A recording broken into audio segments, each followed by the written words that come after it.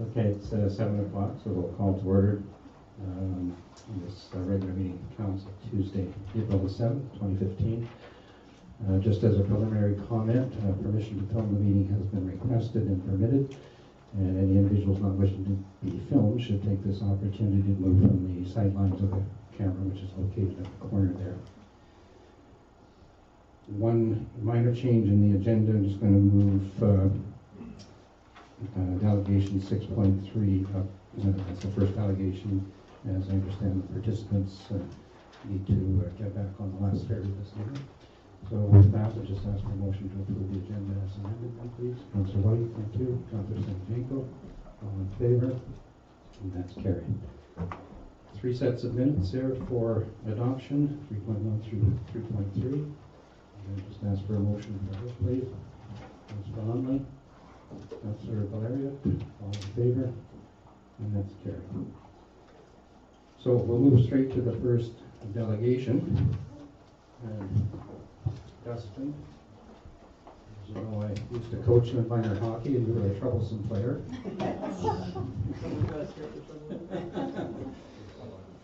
Councillor Sanjanko says she had you in the gym at some point. You were troublesome there too. I've changed it from.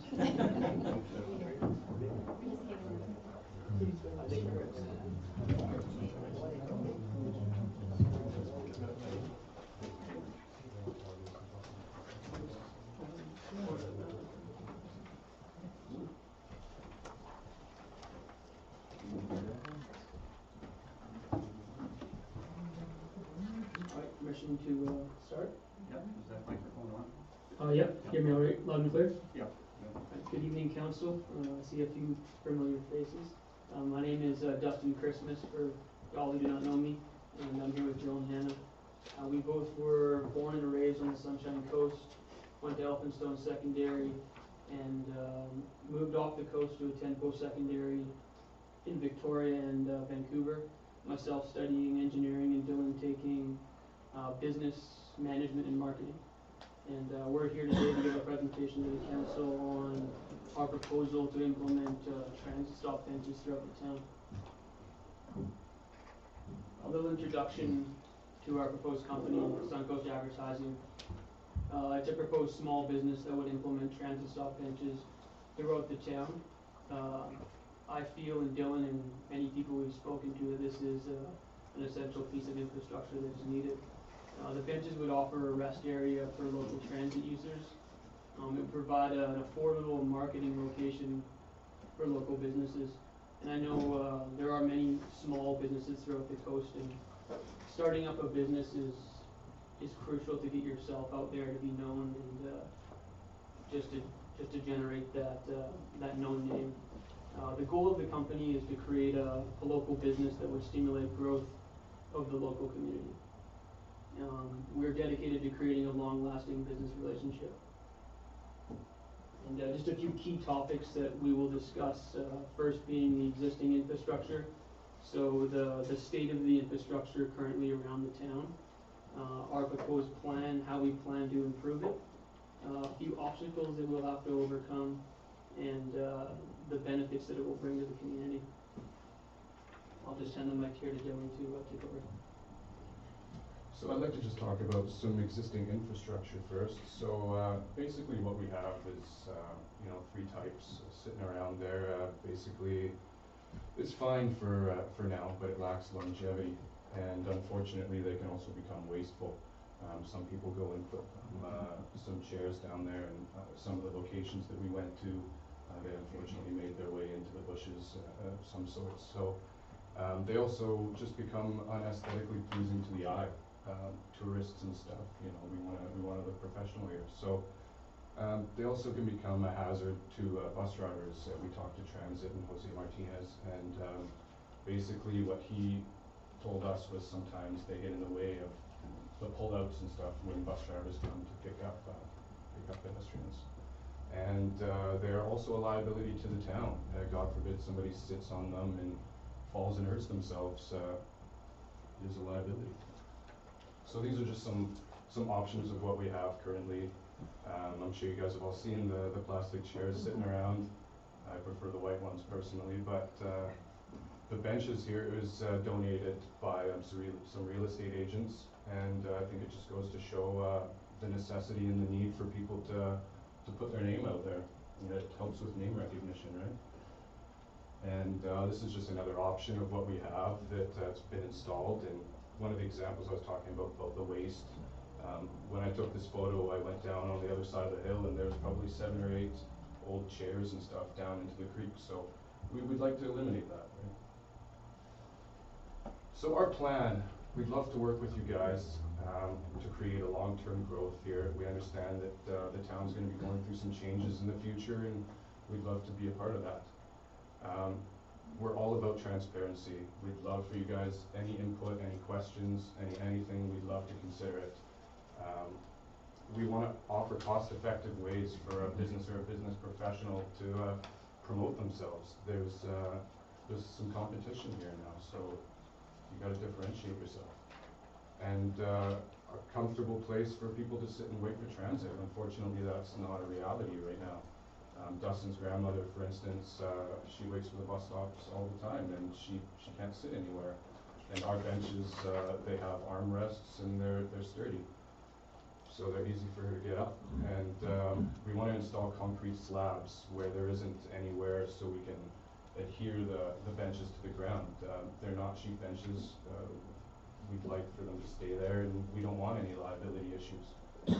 So the quality of the materials that we use, the bench that we chose was from a company called Wishbone, and they make all of their stuff out of aluminum. They offer a 25-year warranty.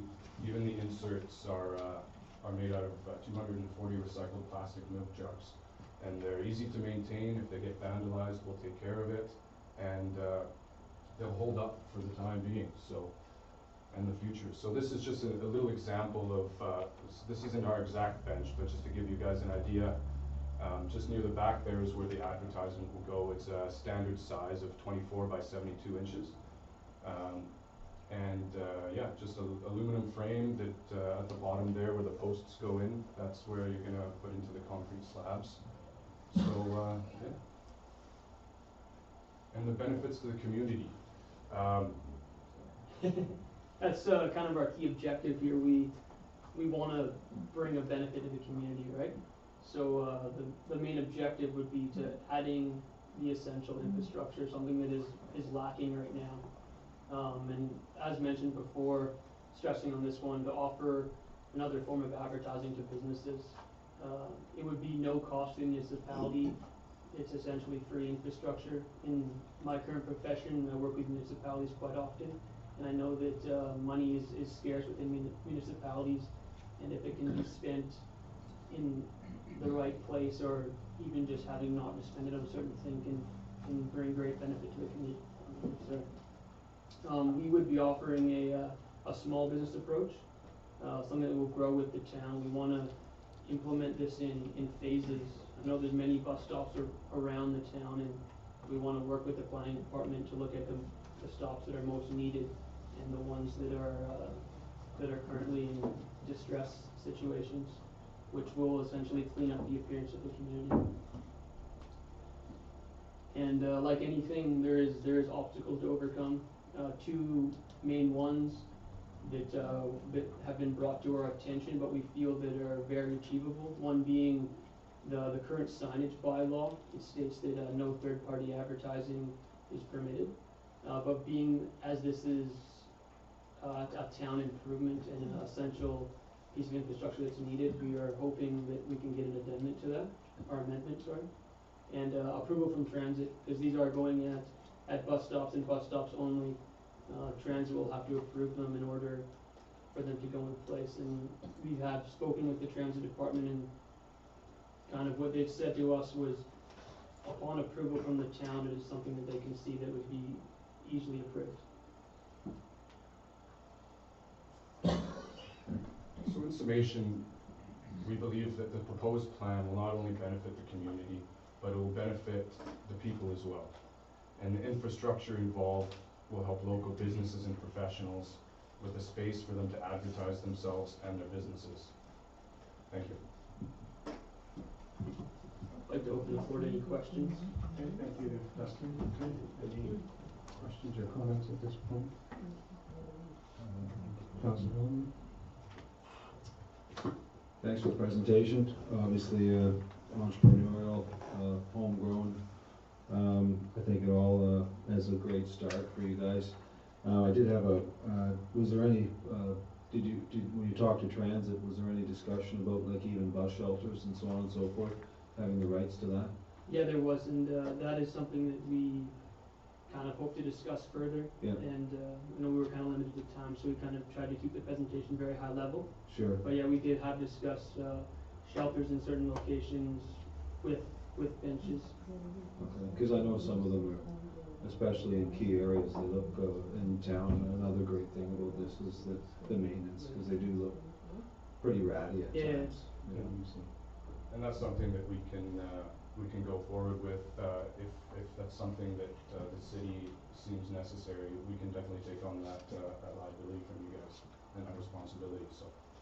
Yeah, speaking with actually Jose with SCRD Transit, he was saying he has to send crews out regularly to maintain the shelters and clean them up. And he said sometimes he can't find the guys to do it. So. Councilor Sanjanko? I just have to say I'm super proud of you guys for coming tonight. Thank you. And I just want to thank you for taking the initiative to put something entrepreneurial forward. And I know there's lots of hurdles and steps and whatnot, but you took the first step tonight to let us know that you're keen to try to do something, and that's really important.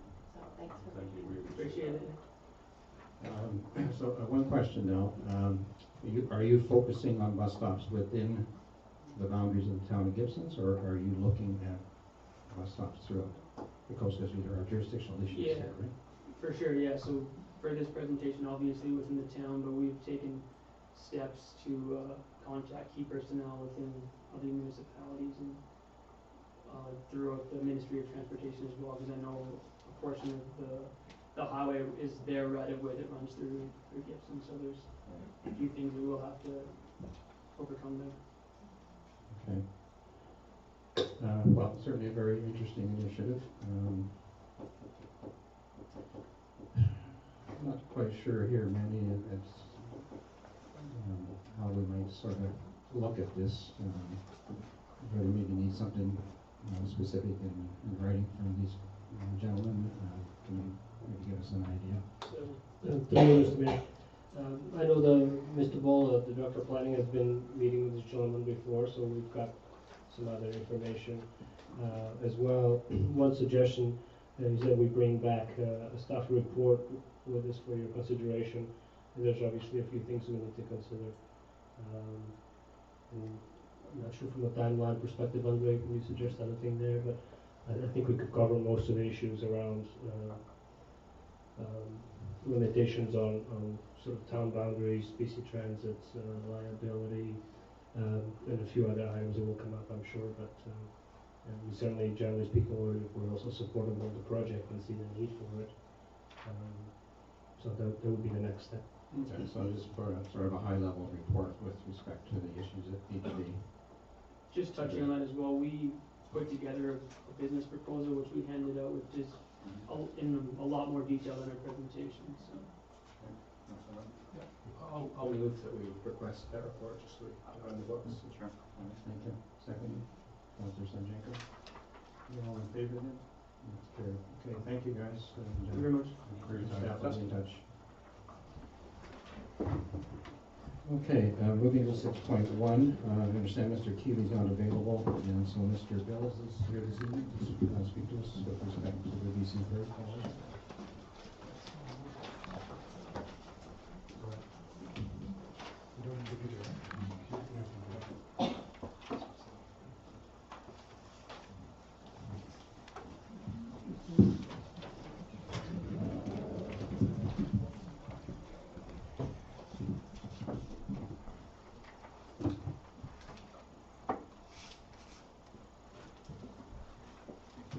Good evening, Mayor and Councilors. Thank you very much for giving me the opportunity to speak. My name is Rick Bills. I'm a co-chair of the BC Ferry Coalition, and unfortunately Jeff Keithley, our other co-chair, is unavailable tonight.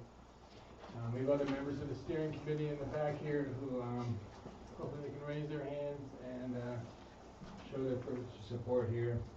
I have a lot of information to cover in a short time and aren't able to cover it all. So I was providing you guys all with a packet of information so you can read more in depth about the issues we're covering. I'm just going to gloss over some of it just to give you the highlights of it. But there's a lot of good reading material in there for your enjoyment later. The BC Ferry Coalition is a community-based citizens group working with local governments and coastal and mainland communities to raise awareness of the need to revitalize coastal and ferry-impacted communities. We believe that for coastal British Columbians, BC Ferries is our marine highway, our vital link between our communities and all the other areas of the province. BC Ferry operations and fares have direct impact on our coastal economies and our quality of life. BC Ferries was established in the early 1960s when the W.A.C. Bennett purchased the Blackball Ferry Line. He believed in, he wanted the marine transport services the coast needed to grow and prosper. He understood that a healthy and vibrant coastal community benefited the entire province and saw BC Ferries as an essential public service. BC Ferries has grown into the second largest ferry system in the world with 35 vessels and 47 ports of call. In 2003, BC Ferries became a quasi-private entity under the under the Coastal Ferries Act. Under the quasi-private status, the province of BC owns all the share, is a sole shareholder and owns 100% of the fleet and the shore facilities. While BC Ferries contracts with the province to run the day-to-day operations. This contract is written up by the province and is pretty much non-negotiable, and BC Ferries has to take it or leave it. The new arrangement to make this quasi-private situation was touted by the Transportation Minister Judith Reed at the time. She indicated that the move would revitalize the ferry system by improving service and customer choice, guaranteeing service levels and fare rates, creating an independent regulator to protect the public interest, generating economic development and job creation, maintaining public ownership of ferry terminals, incurring no new public debt, and providing ongoing accountability. Despite the best intentions, the Ferry Coastal Ferries Act did not achieve what it set out to do. Instead, fares for the Horseshoe Bay-Langdale route have increased by 86% since 2003. Coastal economies are suffering, ferry service is being reduced, ridership is way down, and while BC itself didn't incur any new debt, BC Ferries owes over $2 billion and has no way of paying it off themselves. Everyone knows that the ferry fares have increased way too much. Even Premier Christy Clark, then a CKNW talk show host in 2008, said this of the Liberal government's treatment of BC Ferries. BC ferry fares have finally gotten so high that for every dollar they raise, it will actually garner less in revenue. Higher fares mean fewer passengers, so the accountants will have to subtract paying customers from every new dollar. At this rate, how long before they abandon the routes where they don't make any money? How long before the provincial government abandons its responsibility to provide a public service to many of the people who depend on ferries to travel or to ship their goods? In 2012, Ferry Commissioner Gordon McAtee, after extensive public consultations up and down our coast, said that ferry fares had then reached tipping point and were imposing hardship on coastal communities and passengers and were causing a decline in ridership. Strangely, that prompted the provincial government to add a further 17% increase in fares, taking us well past the tipping point on the downward slope. The BC Ferry Coalition wanted to know if and how these fare increases were affecting the everyday people. We set up tables at local events last summer at the farmers market, the candidate festivities, and we just started opening up a dialogue between us and the people to see what they thought of the ferries and if there was impact, the fare increases were impacting people. We heard from all sorts of people, from wealthy individuals to people who were just getting by on the coast. One of the things that kept coming up over and over again is the amount of the fares and fare increases impacting family visitation. People have family off the coast, they're not able to see them as often as they used to be able to. They used to be able to see family and friends every month. Now they can't afford to bring a couple parents and a couple kids in the car. It's costing over $100 now just for weekend visits. It's just not practical anymore. The tourism are way down. The businesses are feeling the effect of less tourism dollars coming in. Commuters are having to move off the coast as commuting is just no longer affordable for them. Property values have decreased. seniors can't travel as much as they used to now that the reduction of the senior travel discount that was implemented last year. The cost of goods is up due to the increase in fares. Every time there's an increase in fare, the shipping cost is passed on to the consumers here. So it's basically another tax for all the people living on the coast. And all in all, the quality of life for many people that we talk to living in the ferry-dependent communities is declined. You might be asking yourselves, well, didn't the province study the economic impacts of continually raising fares before raising them yet again? And unfortunately, the province of BC Ferries has never conducted a study to determine if the fare increases has a negative effect on local economies, and whether there's a direct link between the fare increases and the decline in ridership. Fortunately, the Union of British Columbia Municipalities commissioned a study last year to do just that. The UBCM report confirmed what everyone suspected. Their report found if fare increases from 2003 to 2013 had been limited to the rate of inflation, passenger volumes would have grown by 19%, adding $2.3 billion to the provincial GDP over the 10-year period.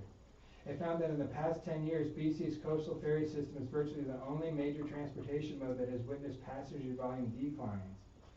It also found that the foregone economic activity related to historical fare increases from 2003 to 2013 resulted in an estimated cumulative loss of $609 million in tax revenues, including $325 million to the federal government, $231 million to provincial government, and $53 million to municipal governments. So why are ferry fares so high? Well, BC ferry users pay a higher percentage of operating costs than any other public ferry service in the planet. We now pay virtually 100% of the operating costs through the fare structure.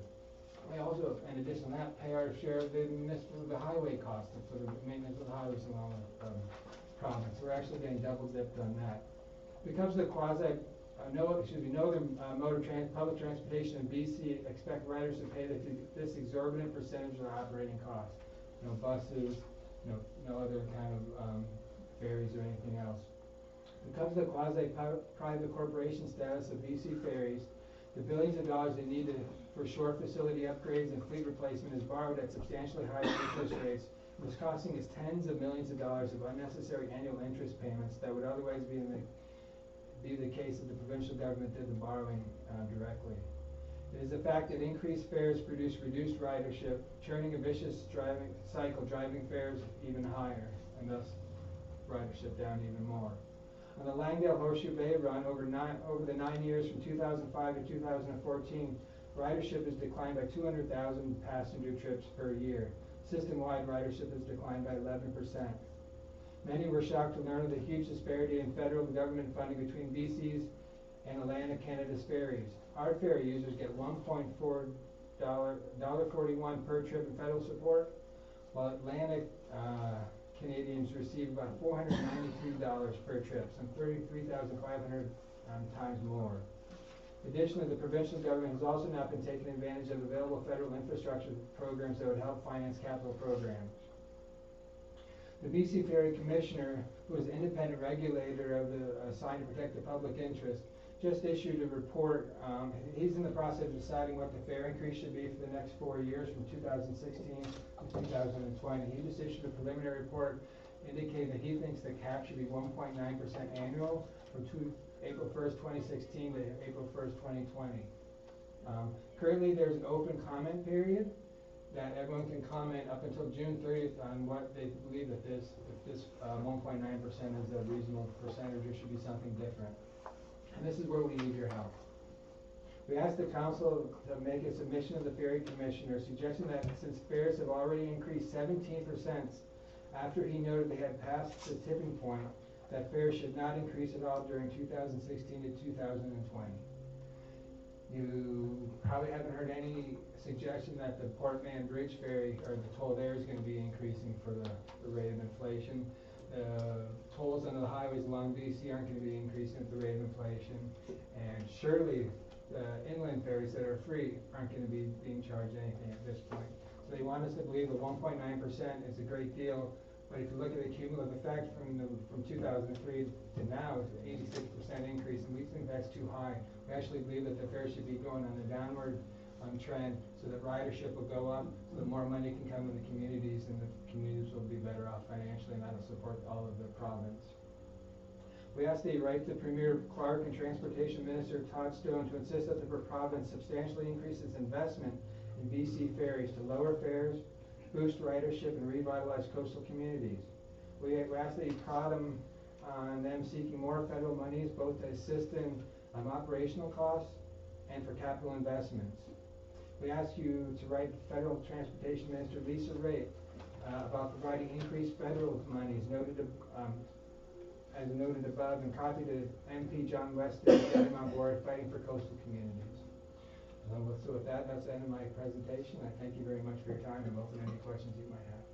Great, thank you, Mr. Bills. Certainly, nothing you've said is a surprise.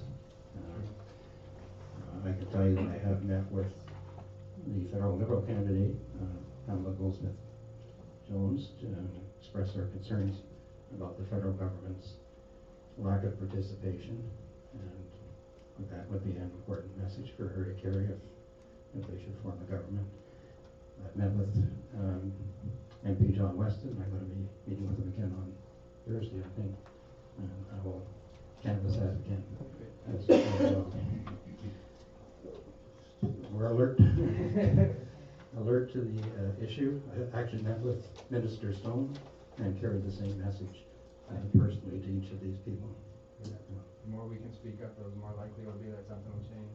Yes, and from that perspective, your organization provides a very good service in keeping that issue front and center. Any other? Councillor White? Just add that three of us are also attending the Association of Vancouver Island and Coastal Communities AGM later coming this week, and I know there are resolutions related to BC ferries there. It's always a hotbed for ferries discussion because it's a combination of all the coastal communities, and that's where the advocacy last year, or maybe it's 2 years going back now, started in order to get the UBCM report that's been mentioned. So we'll certainly be there and bringing forward the concerns you've shared with us. Thank you very much. On behalf of the Sunshine Coast. Great. So thank you very much, and keep up the pressure.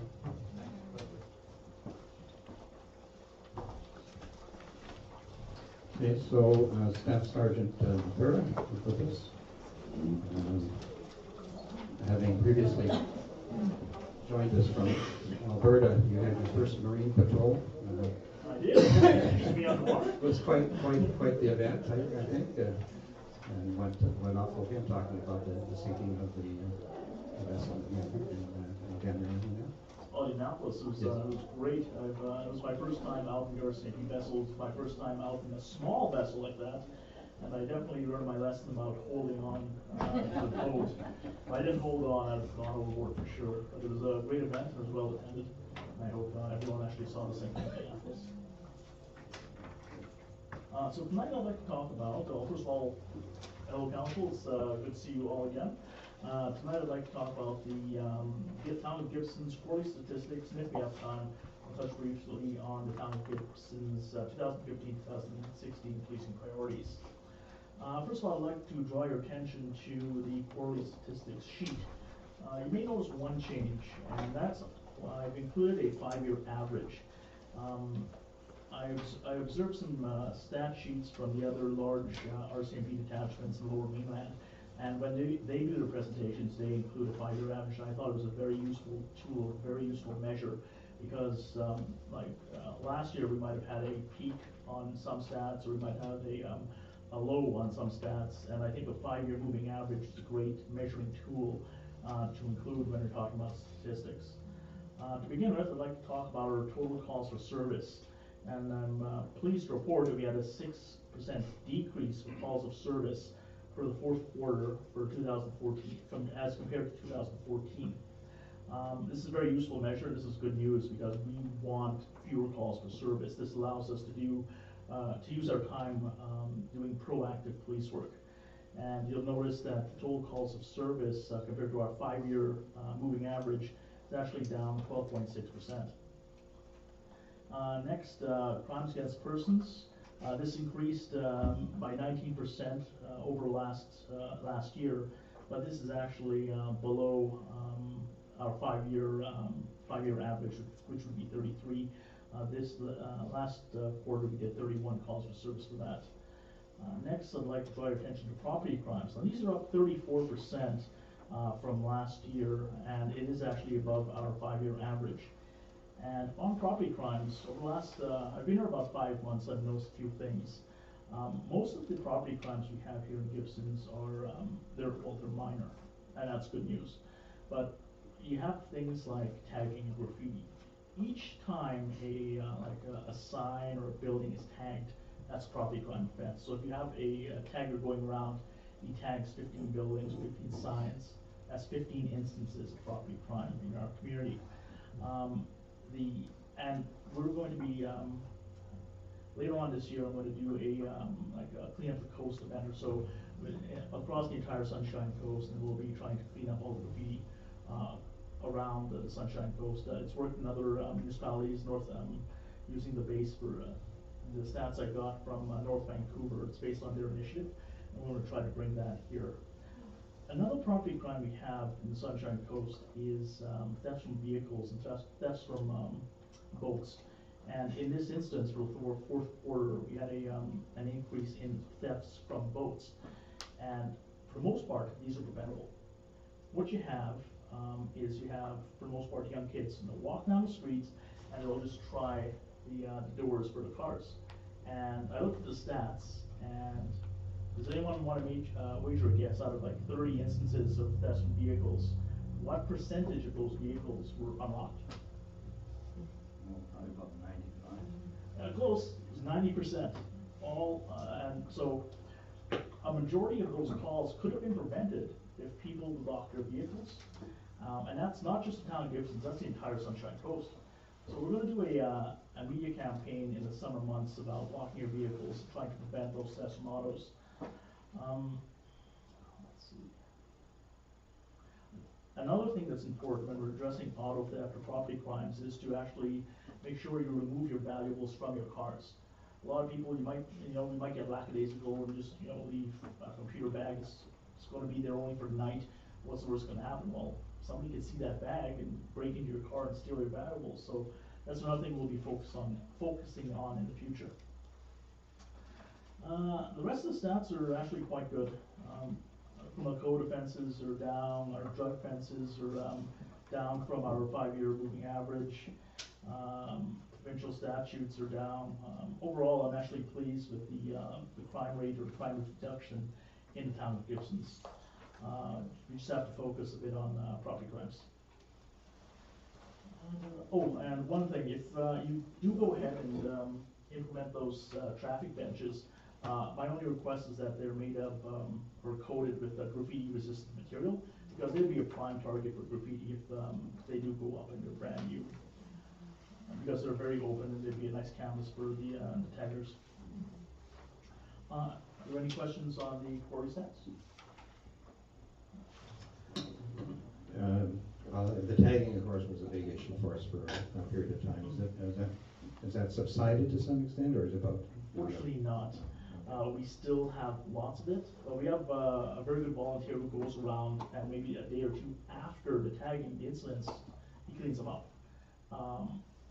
But it's just an ongoing cycle. Somebody comes around, tags like 12 buildings. 2 days later, they're cleaned up. So maybe you will not see all the tagging, but it continues week after week after week. Some people might come over from Vancouver fresh and say, "Hey, it's a nice clean town.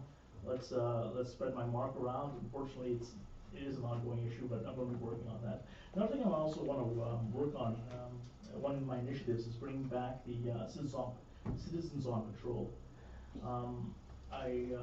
I know they were in effect years before in Gibsons, and I'm looking into that, bringing them back, because that's another deterrence, is that if we have more eyes on the road, community volunteers to actually be able to catch these people in the act. Yes, anything else? Yeah, no, certainly was a good organization. That, like so many things, there was a small number of people that were involved, and as time went by and they aged, it just kind of died out. I think it's a very worthwhile initiative for sure. Yeah, Councillor Loman?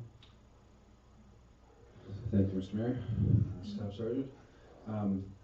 I lived in Yaletown, I guess, when I first moved to this part of the world, and people actually stopped locking their cars because people would just you'd end up having to pay for your deductible for your broken window.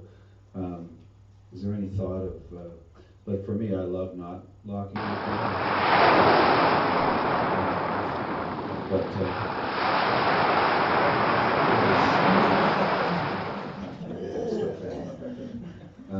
but is there any, like for me, I just don't keep anything valuable in my car. I mean, I don't leave loose change, and because it got to that point, like I said, in the city, I mean, people are going to break a window for like, you know, a toonie and a loony, right? So hopefully it doesn't get to that point. But One thing I'm considering too is developing some signs, like, I've seen them before, the small signs you can include in your car that you don't have any valuables or anything in your vehicle.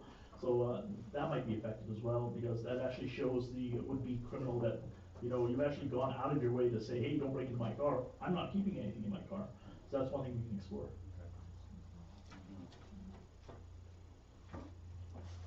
I guess my main question really is around drug offenses. Are we seeing any trend here? I do know, I haven't really seen a definite trend. I know that the drug of choice in Sunshine Coast is crack cocaine, unfortunately.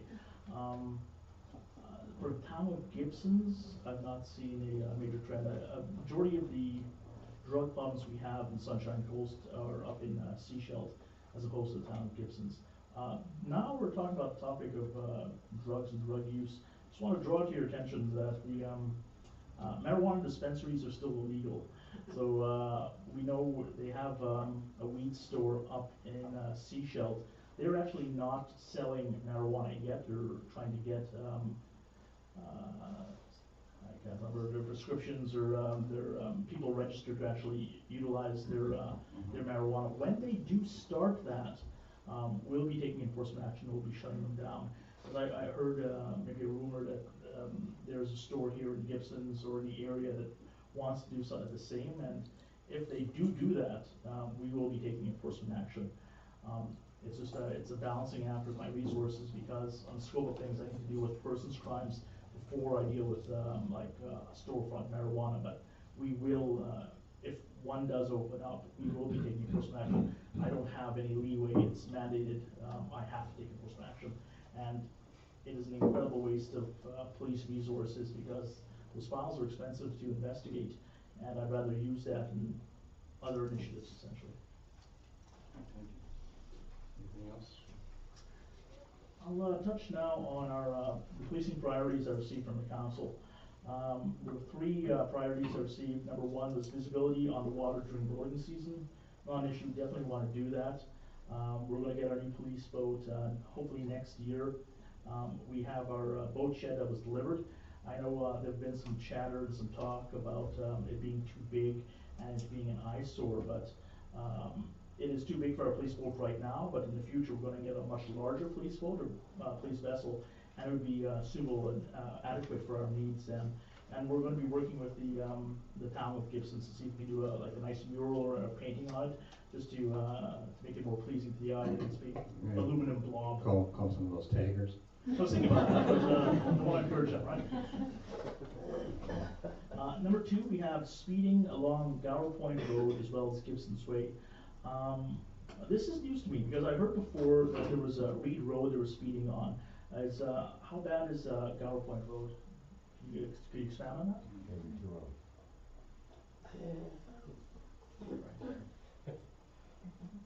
I'm not sure. Is that coming into town, or was that the? Mostly going, I mean, Yes, ma'am. just the concerns that we heard is sort of people heading out of town, sort of when the ferry comes by, sort of heading towards Garport Road through the residential neighborhood.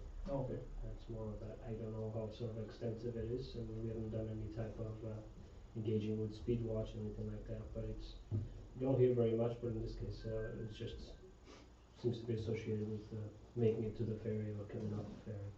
All right. If I could have one road, so I could like prioritize for a traffic section, which is the the top priority for us for traffic enforcement for the road? Would it be Gibson's Way, Reed Road, or Gower Point?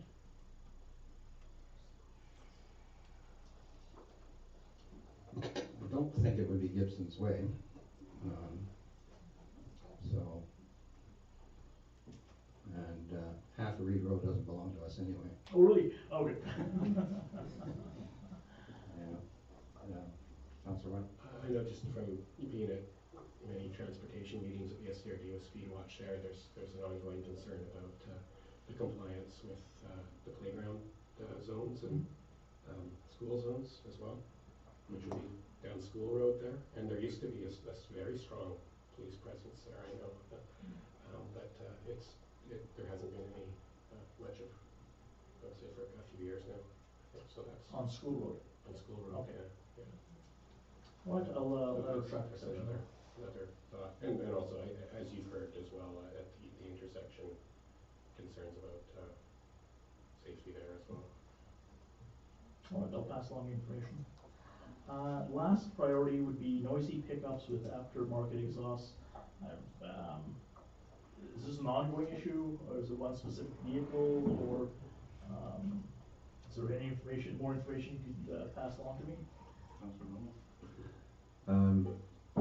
My thinking was that, like in the summer, at least, when there's crowds of people in Lower Gibsons, and these guys, yeah, they have like turbo exhausts on their trucks, whatever they are, I don't know, I'm quite comfortable with my manhoods, so I don't have bigger tires or louder exhaust, but they drive up. I don't know if there's a decibel level, but man, when they tear up School Road Hill, and there's literally hundreds of people shopping and maybe going to restaurants or doing whatever, it's just kind of like I don't know, it's just disturbing to me. I don't know, maybe nobody else seems to mind. It's not just me. All right, I'll pass on that information to my officers. Just so you know, the charge is under the Motor Vehicle Act regulations. Noise for motor vehicles, it's a $109 charge. And that's all I have. Okay, and the other thing, of course, is to keep up the visible foot patrols, which are much appreciated. Well, actually, my officers like doing that. It's a chance to actually, because it's a beautiful, beautiful area, right? So they actually enjoy walking the waterfront border down. It's not road, but yeah, it's just with the statue. Oh, yes. Just talking about the Five Corners there, you're talking. Yes, Yeah. they really like that area. So we'll definitely keep maintaining that police visibility. Yeah, and lots of visitors now gather in that area, so it's good to have the visible presence there. So it's I appreciate it, and I appreciate you keeping in touch with us as diligently as you have been. It's, even though Sea Shop pays most of your bills. Well, actually, my position is a provincial position, so. Okay. All right. All right, thank you. And if there's nothing else, I'll see you guys in 3 months. Thanks. Okay, any inquiries at this point?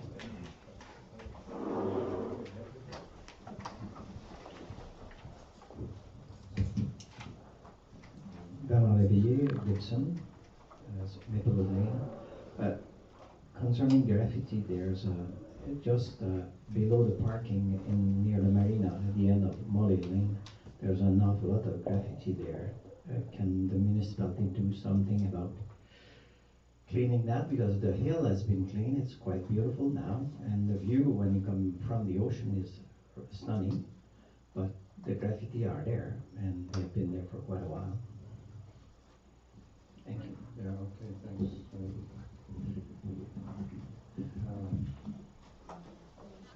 Is that the arcade, right?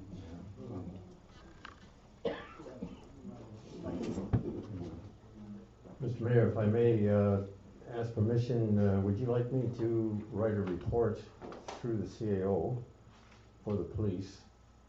Having walked my dogs for 17 years, 4 times a day, I have to cross Gower Point Road to get off my street, and I can identify what John Hurd has previously identified with his traffic watch, that Gower Point Road with no sidewalks is the main speed route, followed by Glassford with no sidewalks, which is a parallel speed route, followed by Cochrane with no sidewalks, which is another parallel speed route.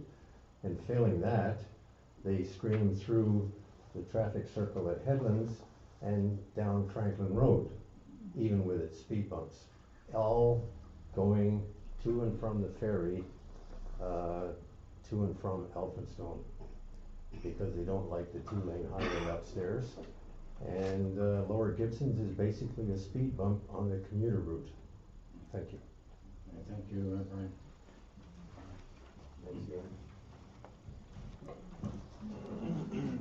It's hard to imagine driving very fast around that traffic circle, actually. Okay, committee reports, 8.1, first of all, just a motion to receive the minutes of the meeting, please. Councillor Sanjanko, Councillor Valeria, all in favor, and that's carried. 8.1.1 has to do with the changes that were discussed with respect to the general capital fund. I just want to make a comment here because at our budget meetings there's not usually a lot of people there, and I understand that. But you'll see one of the things that's being removed here from our capital budget is road or pavement rehabilitation totaling about $550,000. And our director of engineering tells us that we need to spend that kind of money every year to maintain our roads. The only way we could do that is to borrow it. And so to borrow $555,000 year after year is simply not acceptable to this council. So at this point, we won't be spending virtually anything on road rehabilitation. So with that, we'll just ask for a motion with respect to those recommendations. Councillor Sanjanko, Councillor Valeria, further discussion, all in favor, and that's carried. 8.1.2, and there was some items in the what we call the parking lot, and this was a recommendation to pursue a grant opportunity that would relate to improving pedestrian sighting opportunities. So again, just a motion for that, please. Councillor White, Councillor Valeria, all in favor? And that's carried. General Operating Fund, 8.1.3. So what we have here being proposed for this year is a general tax increase of 5%. And as it indicates there, 2% of that is to basically accommodate for inflation, which is just the cost of increased salaries and so on that we have to meet with our union obligations. And 3% for asset replacement. It's important to understand that a 1% tax increase in the town of Gibsons raises the grand total of $24,000. That's it. So this increase of 5% will just raise about $100,000, and that's really just virtually keeping us standing still. So it's important to understand that when we start looking at development proposals later this year. So with that comment, again, I'll just ask for a motion to proceed with the recommendations set out there. Councillor Lumley, thank you. Second, Councillor Sanjanko. All in favor? That's carried. 8.1.4 is just a recommendation to staff to proceed with the 5-year financial plan bylaw for the water and sewer capital plans. Councillor Sanjanko, Councillor Valeria, all in favor, and that's carried. 8.2.1, garbage collection and disposal. So this relates to an amendment to the disposal bylaw with respect to the storage of outdoor fridges and freezers, and also commercial refuse containers. And essentially, this will result in some potential fines. The concern that was brought to our attention is that there's been issues with bears being attracted to outdoor fridges and freezers on property, and also to large disposal containers if they're not properly secured. So we're certainly be looking at taking steps to make sure that that's sort of properly controlled, so that we can avoid attracting bears and other wildlife, and sometimes resulting in unfortunate consequences for the animals. So with that explanation, I'm going to have a move for that. Councillor White, thank you. Councillor Lumley, thank you. All in favor? And that's carried.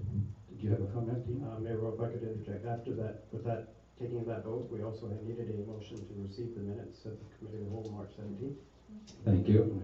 I missed that. Okay, so just a motion then to receive the minutes. Thank you. Councillor Sanjanko, Councillor Valerian, all in favor, and carried. 8.2.2, Gibson's property maintenance bylaw. This also is to amend the bylaw to provide more jurisdiction to our bylaw enforcement officer to address unsightly properties. There's fortunately just a few isolated situations, but ones where there's been a fair accumulation of personal items on the property, which has been detrimental to the enjoyment of property by neighbors. And so the proposal here will provide some financial incentive to ensure that properties are kept in a reasonable condition. We're not going to be going out judging as to what your property looks like, but it's we'll give the bylaw enforcement officer an added tool if there's sort of an extreme situation. So again, mover for that, please. Councillor White, thank you. Councillor Sanjanko, all in favor? And that's carried. 8.2.3 is going to come up later in the agenda at 9.1. So this here is just the direction to authorize staff to proceed with notifying the neighboring properties for the proposed variance. I'll just ask for a motion. Councillor White, Councillor Lumley, all in favor? And that's carried. 8.2.4, Gibson's collaboration agreement with Vancouver Coastal Health. And this is to enter into a collaboration agreement with Vancouver Coastal Health to work on matters that will improve the health of our community. Vancouver Coastal Health has been a great partner with us, helping us navigate our oil water situation last year. And we're certainly want to collaborate with them as well on areas that are of concern for the health of our community. So again, I just ask for a motion for that, please. Councillor White, Councillor Sanjanko, all in favor, and that's carried. Council procedure bylaw. What I propose here is there's several recommendations that came out of a committee meeting, and if there's, and that goes from 8.2.5 to 8.2.15.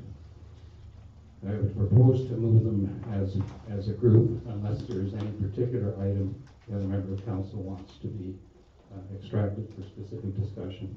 And if not, otherwise I would just propose that we would simply move all of those at the same time. Councillor White will move them all. Councillor Valeria will second. All in favor? It's too bad Selena's not here.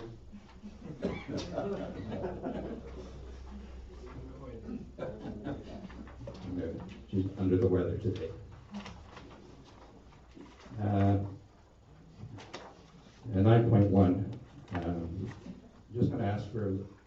summary of this one, please, Andre. Thank you, Mr. Mayor. This is follow-up on what you discussed in the committee meeting a couple of weeks ago. The variance permit in front of you covers two types, two variances, so to say. One is to vary certain requirements about around the average lot size in subdivisions in the cottage zone. And the other variance is to create an option in RLL zone to allow for 3 simple duplex lots. And in the meeting before, we talked about notifying the neighbors, which is the standard requirement for variances. So we have completed that process. We have not received any written comments. There was one question from a neighbor that wanted to know if this affected the setbacks at all, which it doesn't. So we clarified that with the neighbor. This is back for your consideration, and if you're ready for it, you can approve the development variance permit. Thank you. Thank you. So first of all, at this point, I just have to ask if there is anyone present who wishes to speak to this development variance permit. Okay. One of the things to note from this one is that it will create a type of housing that's not currently available in the town of Gibsons, and that's freehold duplexes. So there are duplexes within the town, but they're all done as strata. So it's a strata lot 1, strata lot 2, and so you're actually a mini strata corporation. These units will, although they'll look like duplexes, they will actually be individual freehold homes and not part of a strata. So we'll see how that, what sort of interest there is in that. Okay, so with that, then I would just ask for motion for the 2 recommendations that are there, then, please. Councillor White, thank you. Councillor Valeri, thank you. All in favor? And that's carried. 9.2, pretty straightforward. Unless there's any issues there for anybody, I would just ask for motion to receive that information, receive the report, and then to authorize the expenditures that are set out there. Councillor Sanjanko. Second, Councillor White, thank you. All in favor? That's carried. 9.3, partial tax roll review. I think we've read the report, and you basically just need to set the panel. All members of the council would be on the panel and set the meeting for Tuesday, May the 5th at 1 o'clock. Okay, so Councillor Valeria, thank you. Councillor White, thank you. All in favor? And that's carried. Any inquiries at this point? Okay, moving on. Items of correspondence here, so I'll ask for a motion to receive those 4 items of correspondence. Councillor Sanjanko, Councillor White, all in favor? That's carried. Any business arising out of any of those minutes for anyone? Who's all going to AICC this week? Yeah, okay, good. So you'll see that the natural gas operating agreement's been put back a little bit, but hopefully it's still on track. And of course, there was I wasn't available, but there was the event at the Longhouse last week with respect to the hospital renaming. So that has now been accomplished. 12.1 is just the final adoption of the development cost charges amendment bylaw, and that's to provide for development cost charges with respect to the garden suites. I'll just ask for a motion for that, please. Councillor Lumley, thank you. Councillor Sanjanko, thank you. All in favor? And that's carried. 12.2 is the sorry, that's the final adoption of the garden suite bylaw, which we just approved the charges for, so we better approve this part too, right? Okay. Councillor Valeria, thank you. Councillor Sanjanko, thank you. All in favor? That's carried. Council reports. When are you going to talk about the business of tourism? Okay, so I'll leave it alone. I was there. When are you going to talk about the chamber? AGM? You are? Okay. So I'll leave that as well. I'm just calling Councillor Sanjanko.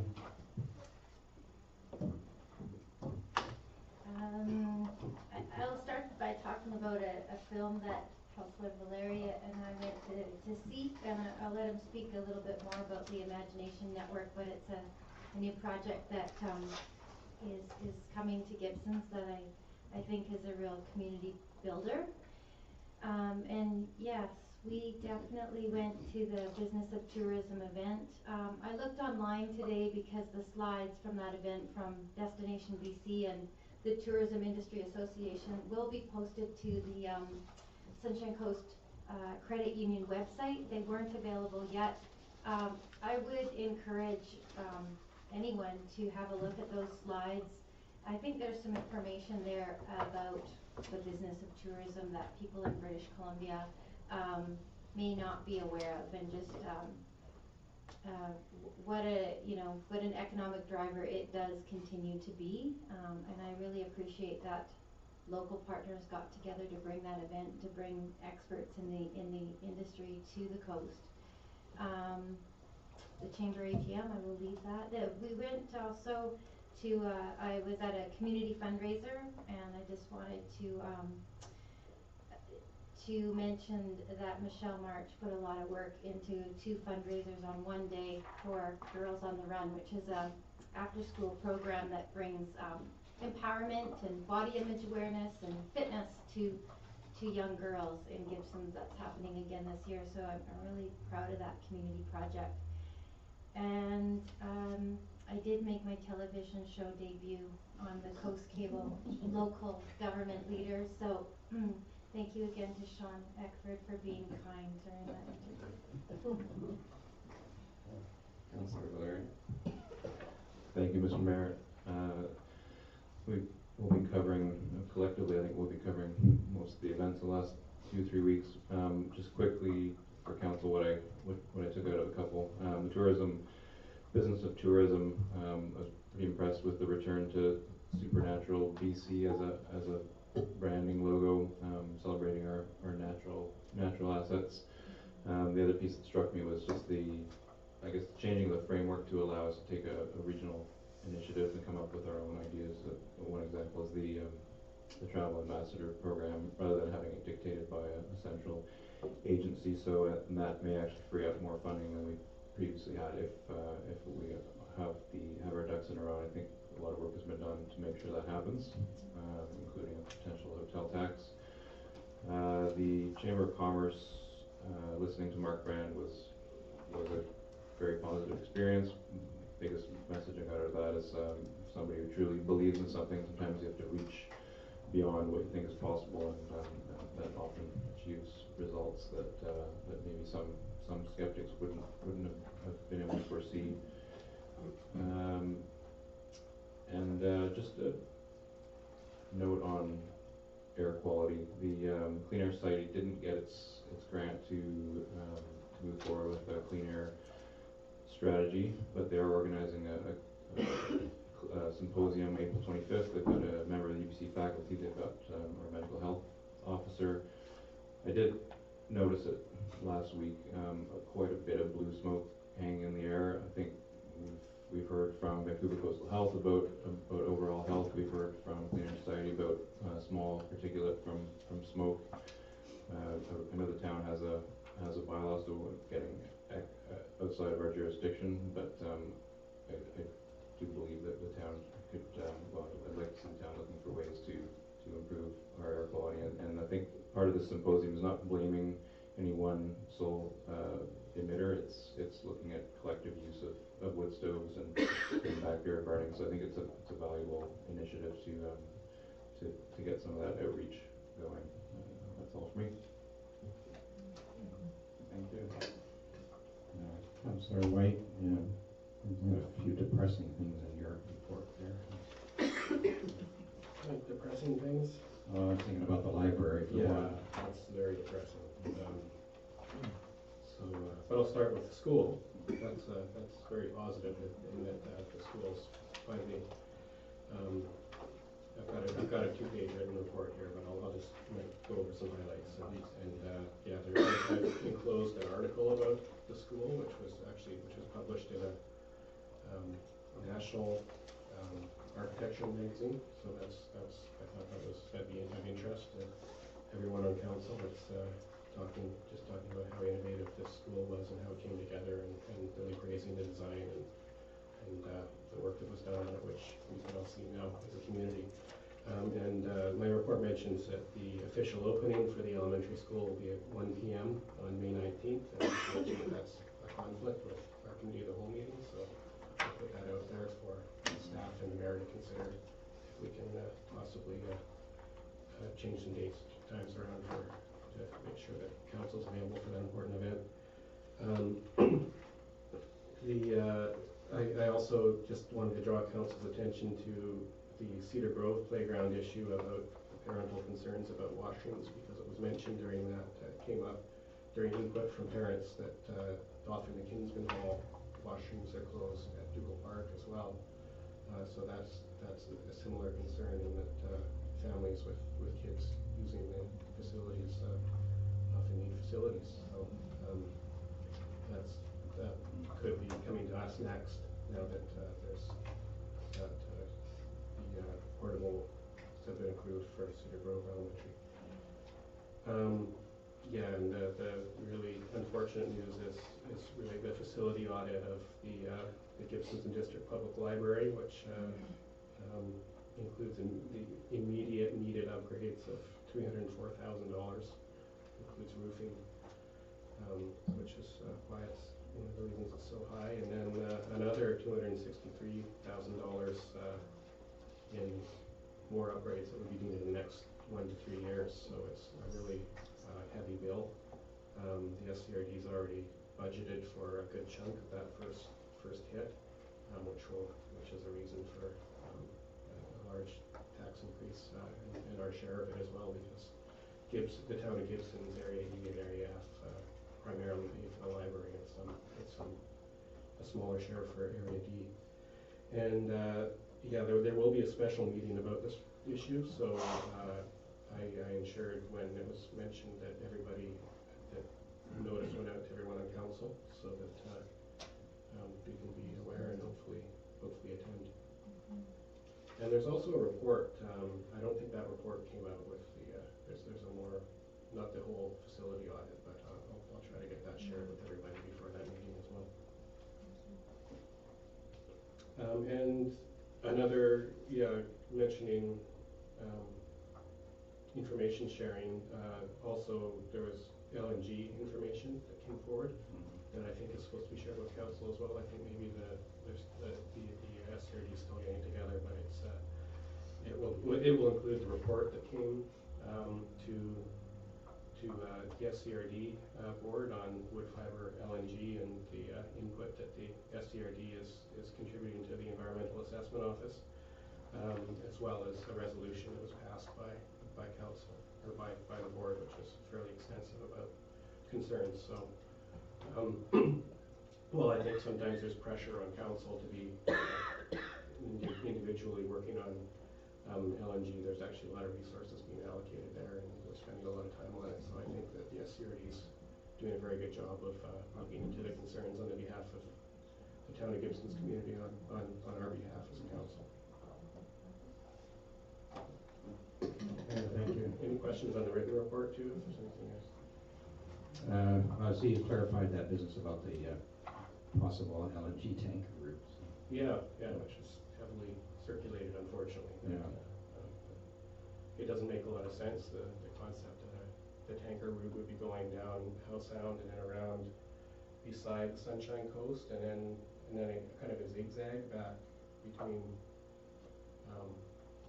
Bowen and Keats, I guess, rather than just straight down. But that's the rumor that went out there, and I think it was kind of the fear mongering that we've all become accustomed to in this community, unfortunately. Yeah. I mean, there are very legitimate concerns about the tankers as it is, without having to sensationalize it, I think. Right. I see also in your report you indicate that the Association for Community Education of British Columbia is going to hold its provincial conference here on the Sunshine Coast. That's right, and it's happening right during ABICC. So right. Yeah. Hopefully, those of us who are going to be away, maybe there can be some representation from the town there, because it's a really. I've been to this conference when it's been held in Vancouver, and it's just an excellent conference, and it's really exciting that we're hosting it on the Sunshine Coast, and a lot of the speakers are local and talking about local programs that have been supported by our local governments, so it's a good showcase. Good. Okay, Councillor Lumley? Thank you, Mr. Mayor.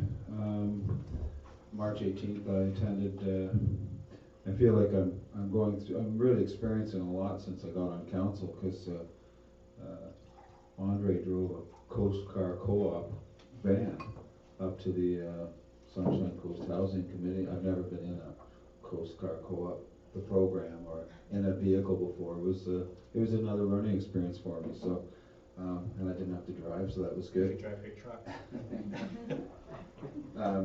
Again, the meeting was, I guess most of it was centered on Matt's, and he has a written submission in our committee, the whole agenda for today for about the community land trust, which he's moving forward with. Also,